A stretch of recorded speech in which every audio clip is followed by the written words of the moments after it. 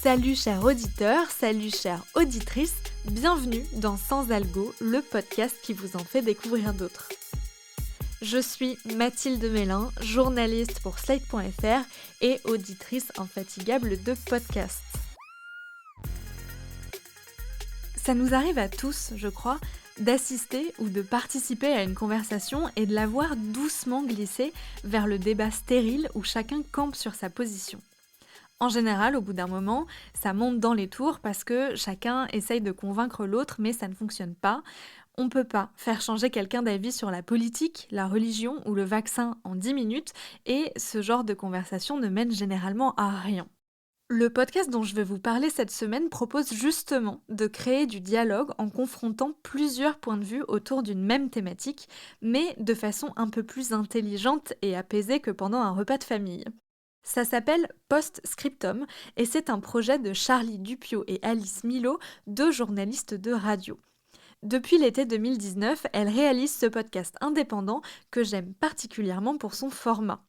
Le principe est simple, deux personnes concernées par une thématique racontent leurs expériences personnelles avant d'écrire une lettre à l'autre personne. Par exemple, une ancienne victime de violences conjugales et un ancien homme violent. On a eu un enfant qui maintenant il a 19 mois. Et même une fois pendant sa grossesse, je l'avais poussé pendant sa grossesse. C'était une histoire d'argent. C'était une histoire tout bête d'argent. Et vous regardez les comptes, il a dit « Ouais, pourquoi t'as enlevé cet argent ? On a un enfant, il faut qu'on achète des trucs pour l'enfant. » Je dis « Oui, je sais. » Et ce jour-là, je l'avais poussé contre le mur. Elle était enceinte de 4-5 mois. On aurait pu perdre notre enfant. Voilà, donc des histoires comme ça. Et puis, il y a une fois, je suis revenue par arrogance. J'ai pensé pouvoir récupérer toutes les vidéos, toutes les preuves compromettantes qu'il y avait sur moi pour pouvoir m'effacer de ces ordinateurs. Mais à chaque fois qu'on revient, on tombe plus bas, en fait. On pense qu'il ne peut pas nous faire plus mal que la fois précédente, mais à chaque fois, on tombe plus bas. Et quand je dis on tombe plus bas, c'est que plus ça va, plus l'estime de soi tombe. On en a de moins en moins. Jusqu'au jour où je suis assise à sa table et cet entretien va durer, parce que des entretiens avec lui, il y en a eu pas mal. Et cet entretien-là où il me garde assis à sa table du salon pendant des heures et des heures à parler. Et je n'ai le droit de répondre que lorsqu'il m'autorise à parler. Je ne peux aller aux toilettes que lorsqu'il m'autorise à aller aux toilettes. Je ne peux faire les choses que lorsqu'il m'autorise à faire les choses. Donc ça dure entre 4 et 5 heures. Et à la fin de cet entretien, il me dit, en gros, si j'avais un minimum de réflexion et si je pensais un petit peu à qui je suis et à mon utilité dans la vie, eh bien, je sortirais d'ici et je mettrais fin à mes jours. On peut le deviner rien qu'au nom, Post-Scriptum est un podcast épistolaire, mais pas que. On n'est pas en mode liaison dangereuse où deux personnes s'échangent des courriers et où on les lit les uns après les autres. Pas du tout. Ce podcast, c'est plutôt deux points de vue, deux histoires qui se dévoilent en alternance avant que les deux personnes ne s'adressent l'une à l'autre en lisant des lettres qu'elles se sont écrites. Ah oui, je vous ai pas dit. La plupart du temps, les personnes ne se connaissent pas, donc il y a peu de risque de règlement de compte. Elles se parlent plutôt à cœur ouvert et nous, on écoute ça un peu comme des petites souris. Toutes les 2 semaines à peu près, un nouvel épisode arrive dans mon appli et je sais que je vais être surprise par le thème ou par les histoires qui y sont racontées. Les thématiques sont assez variées, ça va de la découverte de la sexualité à la fermeture d'une maternité, en passant par le décrochage scolaire, le retour des loups en France ou le fait d'être un jeune ou un flic dans une banlieue difficile. Même quand on croit tout connaître d'un sujet parce qu'on en a fait l'expérience, ce podcast parvient à déjouer nos préjugés en éclairant des choses parfois familières sous un jour nouveau. L'épisode Cher cours de récréation, par exemple, m'a complètement bouleversée. D'un côté, je m'identifiais à ce que racontent ces élèves de CM2 de leur expérience de la cour de récré, et d'un autre côté, l'adulte en moi était stupéfaite d'entendre que c'était toujours aussi sexiste. Cher cours de récréation. Chez toi, moi et mes amis parlons de tout. De Fortnite, de foot, d'autres jeux vidéo et nous parlons de filles. Nous jouons au foot, au ping-pong et à l'épervier. Des fois, nous, les garçons, jouons avec les filles mais c'est très rare. Des fois, il y a des embrouilles. C'est trop marrant. Donc la cour de récré, en fait, elle est en forme de T. Et en fait, il y a le terrain qui est dans la longueur. Et puis après, il y a un petit espace pour les filles. Et donc là, les filles, elles peuvent lire, elles peuvent jouer entre elles. Du coup, les garçons, ils ont le terrain, ils peuvent s'amuser. Nous, en fait, on n'interdit pas aux filles de passer sur le terrain. Elles peuvent très bien passer sur le terrain. Ça nous gêne, mais... Donc on joue à chat aussi, on a le droit de courir, nous aussi. Parce que vous avez le terrain qu'on a le droit de courir quand même. Ça, c'est un excellent exemple de ce qu'est ce podcast, un espace où chacun peut prendre la parole et est pris au sérieux, qu'il soit enfant, adulte, âgé, valide, handicapé, d'un milieu privilégié ou non. Ça fait du bien d'entendre d'autres voix et d'autres discours, je trouve, surtout sur la longueur, puisque les épisodes font entre 20 et 55 minutes. Ça nous laisse vraiment le temps de nous plonger dans l'histoire et de développer de l'empathie pour les personnages. Tout à l'heure, je vous disais que c'était des échanges entre deux points de vue, mais c'est pas toujours vrai. Parfois, c'est une seule personne qui raconte son histoire, mais on peut aussi entendre 3, 4 ou 5 témoignages. Charlie Dupieux et Alice Milot arrivent à faire en sorte qu'on ne sente pas trop de quel côté elles penchent parce qu'à chaque fois, tous les points de vue ont autant de place dans le podcast.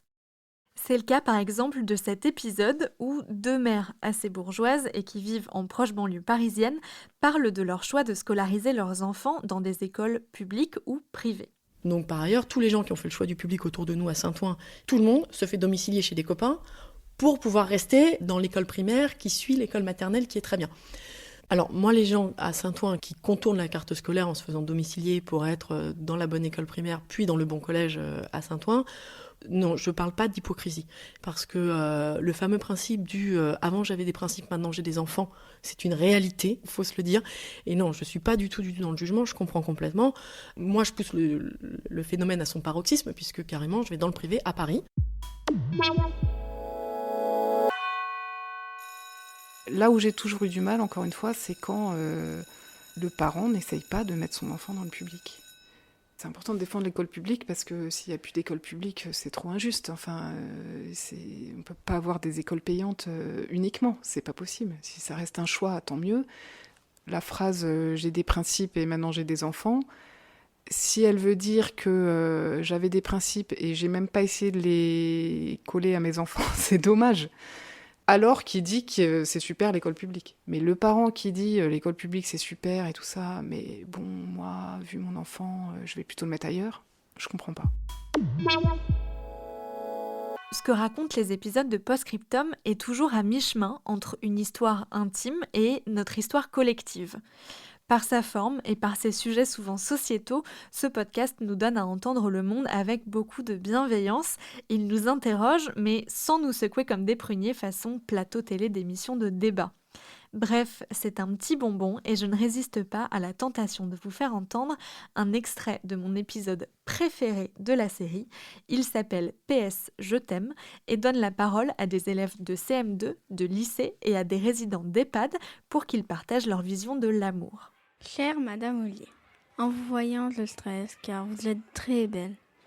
Vous êtes ravissante. Je me rappelle quand je vous ai vue la première fois. Je ne savais pas quoi faire. Je ne savais pas quoi dire de mes sentiments. Et je suis toujours amoureux en ce moment. Ce n'est pas ma main qui écrit, mais mon cœur. Alors moi, je m'appelle Naël, j'ai 10 ans, je suis née à Montpellier. Alors j'étais en CE2, c'était le premier jour de la rentrée. J'étais attirée par cette personne. C'est une maîtresse de CE2 CM1. Pendant les récréations, je la voyais, elle était de service le jeudi. Elle surveillait la cour, elle était de service. En fait, je la regardais, je l'admirais. Et après, j'ai supplié ma mère de me mettre à l'étude, comme ça je suis dans sa classe. Et avant les vacances de Noël, je lui avais offert du chocolat. Et les chocolats que je lui avais donnés, c'était avec mon argent de poche. Alors ça m'a coûté 30-40 € les chocolats parce que je l'ai offert. Et franchement, j'avais mis le paquet sur ce coup-là. Quand j'ai donné les chocolats à la maîtresse, elle n'était pas du tout gênée. Elle m'a fait un bisou. Et là, j'étais contente. Elle m'a dit merci. En quel honneur? Je lui ai dit parce que vous êtes belle et vous m'avez appris à aimer les gens et à ressentir des sentiments. Ça, c'est cadeau. Pour comprendre comment Charlie Dupio et Alice Milo avaient eu l'idée de Postscriptum et surtout comment elles arrivaient à produire autant d'histoires à la fois ordinaires et extraordinaires, je les ai invitées dans Sans Algo. Elles ont accepté de dévoiler leurs secrets de fabrication à distance. Bonjour Charlie Dupio. Bonjour. Bonjour Alice Milo. Bonjour Mathilde. C'est né comment le projet de Postscriptum au tout début? En fait, Charlie et moi, on est toutes les deux journalistes, reporters, radio. On travaille pour les mêmes antennes depuis longtemps, notamment pour RFI et la radio-télévision suisse. En fait, on a fait le constat avec Charlie, au gré de nos reportages et de nos vies personnelles d'ailleurs, qu'en fait, il existait plein de moments dans nos vies dans lesquels s'accumulaient des dialogues impossibles, dans lesquels il était difficile de se dire des choses aussi bien que ce soit dans le monde professionnel que dans la vie intime ou même avec des amis, et aussi sur des grands sujets de société. On est dans le face-à-face et nos arguments se brouillent, on ne trouve pas les mots justes. Et je pense que ça, c'est une sensation qui est assez commune à tous, de sortir d'un dialogue en étant hyper frustré, avec la sensation qu'on n'a pas pu dire ce qu'on voulait dire ou qu'on n'a pas dit les choses comme on voulait les dire, et on sort très frustré. Et puis des fois, il y a des dialogues qui sont carrément impossibles, des gens à qui on voudrait dire des choses, mais ce n'est pas possible du tout de leur parler. Et on est parti de ce constat-là avec Charlie, et on s'est dit, on va créer un podcast dans lequel on va donner à entendre ces dialogues impossibles, dans lequel les gens vont pouvoir se parler avec un médiateur qui est le micro et qui va leur permettre de ne pas être dans le face-à-face, mais de pouvoir se dire les choses par micro interposé et par le biais de la lettre sonore. Et avec l'idée que l'écrit aussi a une place importante. Par exemple, effectivement, moi, j'ai eu du mal à communiquer avec mon père au moment de 2017, des élections présidentielles. Et en fait, je lui avais proposé à l'époque à mon père d'écrire des lettres, qu'on s'écrive des lettres et qu'on pose les choses par écrit, puisque on a plus de recul par écrit, on est plus calme, on n'a pas la personne en face de nous. Il n'a jamais accepté, mais avec Postscriptum, c'est ce qu'on propose de faire aux personnes qui participent aussi, c'est pour celles qui sont à l'aise avec l'écrit, sinon on les accompagne, de poser leurs ressentis par écrit, de s'adresser à l'autre par écrit, et ça permet aussi de faire émerger des choses qui sinon seraient peut-être pas sorties à l'oral face à la personne. Finalement, le dialogue que vous créez, c'est plutôt pour l'auditeur que vous le créez grâce au montage. Pourquoi ce choix plutôt que simplement mettre face à face deux parties qui ont un point de vue différent sur un même sujet ? Quand c'est possible, on essaye de le faire. Par exemple, une de nos premières lettres sonores, c'était « Chers camarades de classe ». Et là, c'était vraiment deux camarades de classe qui étaient en CAP dans un lycée professionnel à Auxerre. Toutes les deux avaient 18 ans à l'époque. Et elles s'étaient violemment bagarrées pendant un examen. Et avec Alice, on a fait ce qu'on aime beaucoup faire quand c'est possible, c'est d'interviewer ces deux jeunes femmes séparément, au même moment, dans deux pièces différentes. Alors certes, on ne les confronte pas l'une en face de l'autre, mais ça, c'est vraiment notre concept, c'est d'essayer de se dire, si vous n'êtes pas en face de la personne, vous allez plus pouvoir vous exprimer et l'autre va plus pouvoir vous écouter. Et du coup, chacune, Alice avec l'une et moi avec l'autre, on a vraiment passé un long temps d'écriture de lettres et d'enregistrement d'entretien, où chacune avait sa version des faits. Et ensuite, on a fait le montage et c'est là qu'on confronte les deux points de vue, avec l'idée que on crée le dialogue aussi comme ça, puisqu'il n'aurait pas eu lieu dans la vraie vie. Et effectivement, c'est vrai qu'on a aussi envie que pour les auditeurs, même quand les deux personnes ne se connaissent pas, parce que c'est vrai que sur certains sujets de société, par exemple, sur la question d'inscrire ses enfants à l'école privée ou à l'école publique en banlieue parisienne, ce ne sont pas des mamans qui se connaissent, qu'on a interviewées. Mais en fait, on a envie de se dire que pour l'auditeur, il y aura un dialogue à la clé, parce qu'on est persuadé qu'il faut qu'on entende un petit peu la complexité, qu'on essaye de sortir du seul témoignage, mais qu'il y ait plusieurs témoignages et plusieurs opinions. Et donc, effectivement, c'est aussi très important pour nous de faire entendre ça aux auditeurs. Pourquoi vous avez choisi le format de lettres sonores ? Je pense que le concept, il est né assez vite quand même. Je crois que très rapidement, on a parlé de lettres sonores, Charlie. Ouais. Ce qu'on a dû affiner au fur et à mesure de notre travail, je pense, c'est ne pas utiliser la lettre comme un artifice, mais qu'elle fasse vraiment partie intégrante de l'épisode. C'est-à-dire que notre méthodologie de travail, c'est qu'on arrive en interview, chacune avec nos auteurs de lettres sonores, et on démarre souvent par le temps de l'interview, donc par le temps de l'oralité, du question-réponse, etc., qui est un temps qui est très long, parce qu'il faut réussir à tisser une confiance forte avec les gens qu'on rencontre pour qu'ils nous livrent des choses qui sont vraiment de l'ordre de l'intime. Et ce ressort-là, il est long en fait à construire dans le temps de l'interview. Et en fait, souvent, quand l'interview se termine, on n'a plus énormément de temps.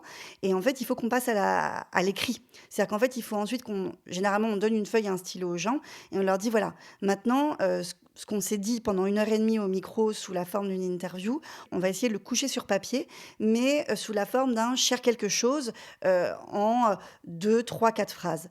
Alors, des fois, on arrive en interview, les gens, on leur a expliqué le concept en amont. Certains arrivent, ils ont déjà écrit 3 pages de lettres parce qu'ils sont très à l'aise avec l'écrit, que l'exercice les fait kiffer, mais la plupart du temps, ils n'ont rien écrit. Et certains ne sont pas du tout à l'aise à l'oral. Mais nous, on se donne ce défi à chaque fois que, quel que soit le niveau, quel que soit le rapport que la personne qu'on interviewe a avec l'écrit, il faut qu'elle arrive à sortir quelque chose quand même à l'écrit. Et nous, on est là pour les accompagner. Et on trouve que c'est important parce que la personne, elle est fière ensuite d'avoir fait ça. Et que pour l'auditeur, l'émotion, elle n'est pas la même. C'est-à-dire qu'en fait, on ne convoque pas la même émotion quand les personnes se racontent de manière spontanée à l'oral et de manière beaucoup plus solennelle à l'écrit, où d'un coup, le ton de la lecture est différent, les mots qui sont choisis sont différents, etc. Et aussi pour la personne qui participe à l'émission, en fait, elle va aussi elle-même en fait faire sortir quelque chose de différent, parce que d'un coup, il va falloir qu'elle résume en quelques phrases une pensée qu'elle a mis 1h30 à formuler. Et je crois que notre plus grande fierté en termes d'écriture, vraiment de lettres sonores, c'est dans l'épisode Cher Nounou. Charlie, c'est toi qui l'as interviewée, c'était Sadia, parce que Sadia, en fait, elle savait ni lire ni écrire. Et Charlie, franchement, c'est quand même un énorme défi. Tu as réussi à lui faire écrire une lettre sonore alors qu'elle savait ni lire ni écrire. Et ça, que c'est vraiment le l'exercice défi l'intimidait beaucoup, ouais, effectivement. Et en fait, je lui ai tout simplement proposé d'écrire sous sa dictée. Mais en fait, même ça peut être stressant pour quelqu'un qui sait pas écrire. Donc, on a pris beaucoup de temps, on a pris beaucoup de thé, et puis on a écrit. Et c'est pas très long, finalement, ce qu'on a écrit, mais c'est hyper joli. Donc, en fait, c'est une nounou d'origine marocaine qui travaille chez une femme avec qui elle entretient une relation d'amitié, en même temps qu'il y a une relation qui est aussi complexe, puisqu'une relation d'employeur-employé. Et bref, du coup, elle lui a adressé une lettre. Donc, qu'est-ce qu'elle voulait lui dire, comment l'exprimer. Et j'ajouterais juste que, effectivement, le format a toujours été un peu une évidence pour Alice et moi. On dit tout le temps qu'on a mis genre 9 mois pour vraiment faire le projet Post-Scriptum et sortir les premiers épisodes. On en a sorti 3 d'un coup. Donc voilà, c'est un peu notre petit bébé à toutes les deux, puis en parallèle de nos différentes activités de reporter. Et en fait, ce qui a été, je pense, le plus compliqué, et qui est toujours un petit peu la question, c'est comment, même si aujourd'hui on y arrive beaucoup mieux, mais comment on mélange les voix de manière à ce qu'elles se répondent, de manière à ce que ça soit fluide et en même temps qu'on n'influence pas la vie de l'auditeur plus pour quelqu'un ou pour quelqu'un d'autre. Et concrètement, ça s'est posé, par exemple, quand on a fait Cher ex-violent sur la question des violences faites aux femmes, avec 2 voix différentes, celle d'une femme victime de violence et celle d'un homme qui avait été auteur de violences conjugales, qui était aujourd'hui condamné pour ça, et qui réfléchissait là-dessus et s'excusait, qui était quand même dans une démarche de repentance par rapport à ça. Sinon, évidemment, on n'aurait pas accepté de le rencontrer. Mais l'idée, c'est comment on met ces 2 paroles sur le même plan, comment on fait. Est-ce que ça peut se faire comme ça? Et nous, on a pris le parti de se dire, oui, il faut qu'on entende aussi cette voix des auteurs de violences. Et on n'a pas envie d'entendre que lui, on a aussi envie d'entendre ce que ça fait, ce que ça peut faire à une femme. Alors bien sûr, là aussi, on n'est pas dans un dialogue entre un vrai ancien couple, ces 2 personnes complètement différentes qui ne se connaissaient pas, mais quand même la question se pose toujours, est-ce qu'on peut mettre ces 2 personnes sur le même plan? Et on essaye de se poser ces questions-là avec Alice, et je trouve ça assez riche, nos échanges là-dessus, en amont, pendant, parce qu'une fois qu'on a pris la décision, comment on fait pour que les récits se répondent, sans donner la priorité à l'un ou à l'autre. Voilà, ça c'est des questions qu'on se pose tout le temps. Comment ça se passe au casting? Est-ce que vous partez de personnes et vous décidez du thème, ou c'est l'inverse, vous avez un thème en tête et vous cherchez des personnes pour vous en parler? En fait, là, on a fait presque une 50aine de lettres sonores et ça dépend à chaque fois énormément. Pour ce qui est des débats de société, souvent, en fait, on va chercher les gens. C'est-à-dire qu'on se dit « Ah, on a envie de parler de tel débat de société. » Par exemple, on a parlé de la question de l'interdiction, de la potentielle interdiction aux mamans voilées d'accompagner les sorties scolaires. Donc, on s'est dit « On a envie d'entendre 2 mamans sur ce sujet-là. » Donc, on a, par exemple, là, on va faire une émission, une lettre sonore sur la question du corps à l'occasion de la Journée internationale des droits des femmes le 8 mars. Donc, on va confronter la parole de 4 femmes différentes. On l'avait déjà fait l'année dernière. On avait fait déjà un épisode de Cher Corps avec aussi 4 paroles de femmes qui s'adressaient à une partie de leur corps. Là, on a décidé d'axer ça sur des femmes qui avaient été victimes de différentes violences ou qui avaient un rapport compliqué avec leur corps. Et donc là, typiquement, on part sur un casting, c'est-à-dire qu'on va essayer de trouver des personnes justement pour sortir de notre cercle. Les histoires viennent un peu à nous, en fait. Vous avez aussi des épisodes avec un seul personnage, comme Chervoix, ou alors un panel de points de vue, comme dans PS Je t'aime. Comment vous décidez de sortir de la confrontation entre 2 points de vue pour évoluer vers un format un peu différent ? Bon, c'est vrai qu'on n'est pas systématiquement dans la question de la médiation. En fait, c'est vrai que notre concept, il est assez instable, Charlie, finalement. Oui. Non, mais c'est vrai que parfois, on fait du dialogue impossible par le biais de lettres sonores, c'est vrai. Mais parfois, on fait simplement des lettres sonores dans lesquelles il n'y a pas de dialogue impossible, parce que c'est joli, la lettre sonore. Alors, pour reprendre ton exemple de Chervoix, pour moi, on est dans un dialogue impossible avec cet épisode-là. Parce que le dialogue impossible, il est entre la voix aiguë et la voix grave de François. Donc, je rappelle que cet épisode, c'est l'histoire de François, qui a 44 ans, qui est architecte à Nantes, et qui, toute sa vie, a parlé avec une voix très aiguë et qui, passé 44 ans, a décidé d'aller voir un phoniatre qui lui a expliqué qu'en fait, il faisait ce qu'on appelle une mue faussée et qu'en fait, c'était un problème, un blocage psychologique et qu'il pouvait, en quelques séances chez l'orthophoniste, retrouver une voix de coffre normale. Ce qu'il a fait et en l'espace de 6 mois, François a trouvé sa voix. Voilà, donc nous, on l'a suivi dans cette transformation-là et pour nous, on est dans un dialogue impossible parce que à ce moment-là de sa vie, François était vraiment dans la difficulté de faire dialoguer ces 2 voix, en fait. C'est-à-dire que, en fait, quand on l'a interviewé, François, il était en train de se transformer, de transformer sa voix, mais il n'était pas sûr qu'à l'issue de ce travail, il garderait sa voix grave. Pour l'exemple de PS Je t'aime, c'est vrai que là, on n'est pas dans un dialogue impossible. On pourrait très bien réunir dans une même pièce des résidents d'un EHPAD avec des élèves de CM2 et des collégiens et les faire parler d'amour. Il n'y a rien d'impossible là-dedans. Mais en fait, là, on est vraiment plus sur le concept de la lettre sonore, en fait, et de donner à entendre des voix, des histoires et des expériences différentes sur un même thème. Et en fait, c'est joli. C'est joli, c'est agréable à entendre, ça fait réfléchir, ça émeut et peut-être que là on est moins dans du pur dialogue intellectuel, mais en fait nous on est là aussi pour créer des émotions en fait. Moi c'est ce que j'aime aussi en tant qu'auditeur, c'est être ému et nous on a plaisir à générer aussi des émotions. Est-ce qu'il y a des sujets vers lesquels vous ne voulez pas aller, soit par rapport à vos convictions personnelles, soit par rapport aussi à votre devoir de réserve de journaliste ? Je pense que oui, même si on se le formule pas avec Alice, on n'a pas une liste. Non. Ah ouais, c'est marrant. Moi, je pense que, c'est marrant. On n'est pas d'accord. Moi, j'ai l'impression qu'il y a des sujets sur. En fait, avec Alice, on décide aussi de traiter des sujets dont on a envie de traiter sur le moment, et du coup, de fait, ça enlève certains sujets. Par exemple, typiquement les antivax, c'est évident qu'il y aurait une aide sonore à faire. C'est sûr, on a vraiment un gros problème de dialogue. Je pense que plein de gens ont des histoires à raconter par rapport à Noël, par rapport à ça dans leur famille.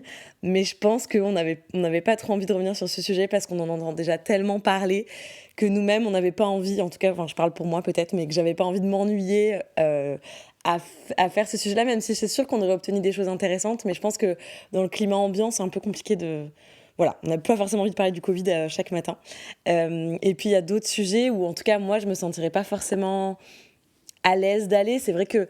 Mais ça ne veut pas dire qu'on n'a pas envie d'aller récolter la parole de personnes avec qui on n'est pas d'accord sur certains sujets. Ça, c'est sûr que non, mais c'est juste que moi, à titre personnel, il y a des sujets où peut-être je n'ai pas forcément envie d'aller...